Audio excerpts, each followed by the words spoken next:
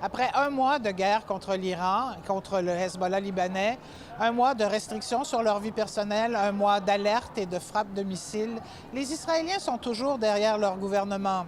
Sauf que cette manifestation qui s'achève derrière nous, c'est une manifestation anti-guerre, comme il y en a eu dans plusieurs villes israéliennes ce soir, un indice que cette guerre peut être remise en question. And at the beginning of this war, there was more than 90% of the Israeli society with this war. Today, a month after, it is not the same percentage. We are more than 30% of people. Les manifestants étaient très motivés, mais les policiers n'ont pas eu beaucoup de tolérance parce que le rassemblement, disait-il, dépassait les 50 personnes permises en temps de guerre.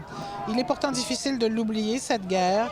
Un missile balistique iranien a sévèrement endommagé les habitations d'un village, le village d'Eshtaol, près de Jérusalem.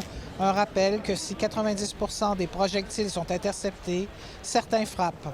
La source d'inquiétude depuis ce matin, c'est qu'un autre front s'ouvre contre la milice pro-iranienne Houthi du Yémen, qui a lancé 2 missiles contre Israël, une sorte d'avertissement que les Houthis vont défendre l'Iran contre Israël et les États-Unis, comme l'affirme leur porte-parole. عملياتنا بعون الله تعالى سوف تستمر حتى تتحقق الأهداف المعلنة وكما جاء في البيان السابق للقوات المسلحة وحتى يتوقف العدوان على كافة جبهات المقاومة.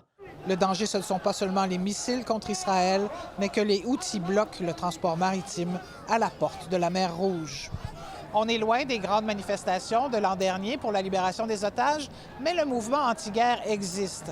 Peut-être qu'il va trouver un peu d'espoir dans les tentatives de médiation qui auront lieu au Pakistan, qui impliquent la Turquie, l'Égypte, l'Iran et l'Arabie saoudite, mais pas encore Israël.